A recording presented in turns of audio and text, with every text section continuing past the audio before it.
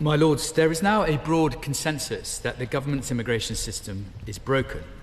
Too many people are coming into and staying in the United Kingdom. This is affecting jobs, it is affecting people's communities, it is a serious problem which requires a serious solution. And it is disappointing that the white paper we have before us is not such a solution. Knowing him a little better now, I'm sure that in a few moments the noble Lord the Minister will shortly stand up and speak about the legacy of the last government.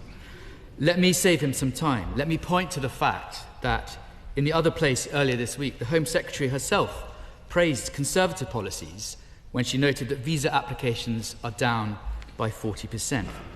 This is a direct consequence of the policies introduced by the last government, which came into force in April last year. But analysing the last government's record is yielding less and less for this government as the months roll by. It is now almost a year since the current government has been in power. The migration numbers we are seeing are manifesting and have manifested for many months on their watch. In our view, the White Paper lacks ambition to make the tough decisions needed to truly take a hold on immigration numbers. Now is a time for courage, not halfway house decisions which do not tackle the problem. Safeguarding British jobs, promoting cohesion in our communities and reshaping our immigration system to be fit for purpose must be prioritised. For instance, there is a refusal in the White Paper to define an annual cap on migration to be set and voted on in this Parliament. It is not enough, in our view, to simply hope that numbers will come down. If the government is confident they can get the numbers down in considerable amounts, will the noble Lord the Minister push for a cap to be set out in law? Secondly, I'm sure we will discuss this in more detail when the Borders Bill is debated here in the next few months, but it was disappointing that the government refused to support our amendments in the other place designed to disapply the Human Rights Act from immigration matters. Does the noble Lord the Minister agree that to tackle this issue properly, that needs to happen? Thirdly, the same could be said for changes to visa thresholds. The previous government planned to increase the visa salary threshold from £29,000 to £700,000. This was due to come into force on the 1st of April, but the government delayed this policy, missing the opportunity to bring the numbers down, a measure that was projected to lower immigration numbers by 300,000 people. And will the noble Lord the Minister consider adopting that policy and raising the visa salary threshold for family visas to £38,700? To conclude, my Lords, immigration deeply matters to people across the country.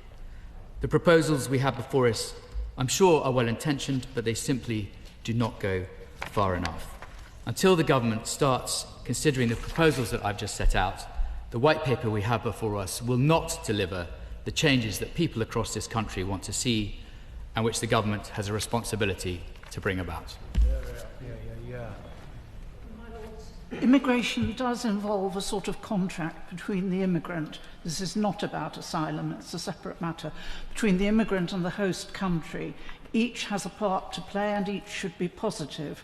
We used to talk more than we seem to now, often in the context of the benefits of overseas students in our universities, about the contribution to soft power played by welcoming people to our country, as well as what immigrants, who included my grandparents, contributed to the UK. I'm glad this was acknowledged by the Home Secretary in the statement, though not convinced the White Paper entirely reflects this, but I have to say shocked by some of the language used by the Prime Minister. Both words and tone are important. I didn't follow the logic of the White Paper. Supporting growth, housing and other construction, hospitality and tourism, for instance, require skills which are not at the highest level and work which can be hard but not skilled. Employers who recruit from overseas would not recognise this as the easy option, given the paperwork involved, and certainly not cheap, with high visa fees and the skills charge. Can the Minister tell us how much is expected to be raised by the increase in that charge and invested in training? I don't accept that carers are unskilled. Rather, their skills are not ones we have traditionally valued. Better payment. The Minister will be aware of Liberal Democrat policy of a higher minimum wage for carers, and our respect are due. And though the White Paper acknowledges this, the conclusion that overseas recruitment should end is perverse and damaging to carers and to clients. There is abuse by some employers in this and in other sectors, but the response reads too much like victim blaming.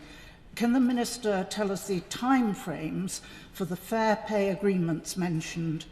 I'd be interested too in how the government responds to concern that more and more pensioners will be exhausting their savings on care. I do look forward to migrant workers being given more control about who they work for, reducing opportunities for exploitation.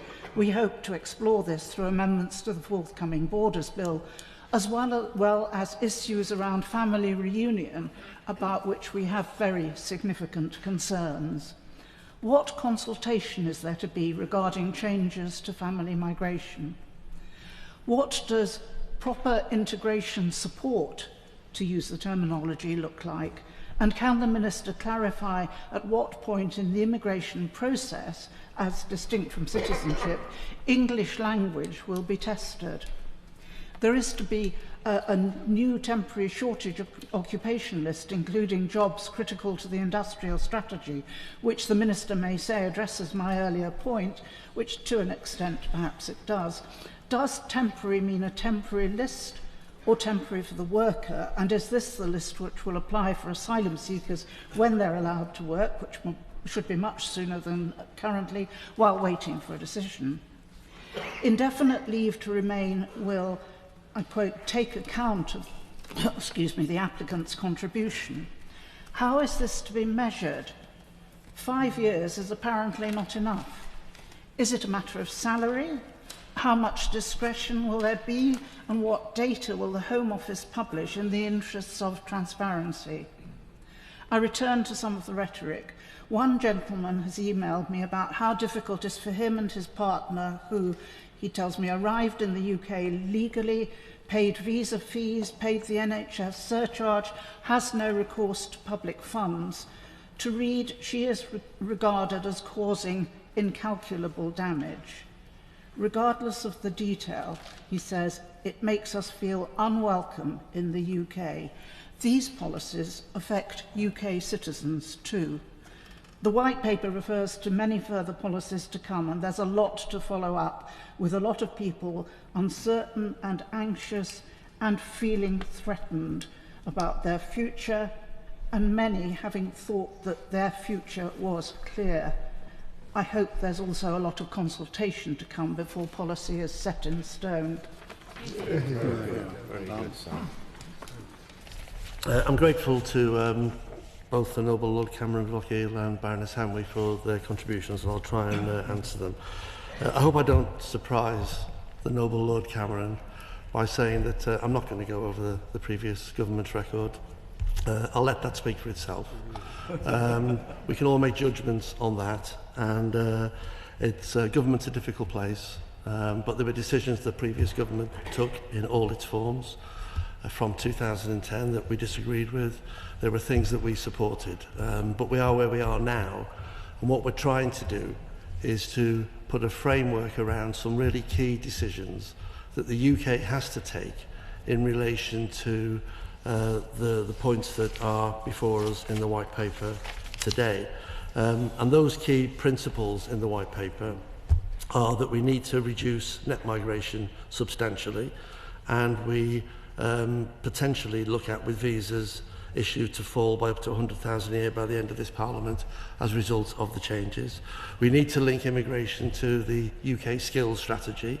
We need to ensure that we create fair, effective and strictly enforced rules, and that includes what I would term good labour values on ensuring that we do not have exploitative workforce practices, that we don't have foreign national criminals who continue to commit crime in our country, and we don't have people working undercover because of their illegal entry to the United Kingdom. There are good values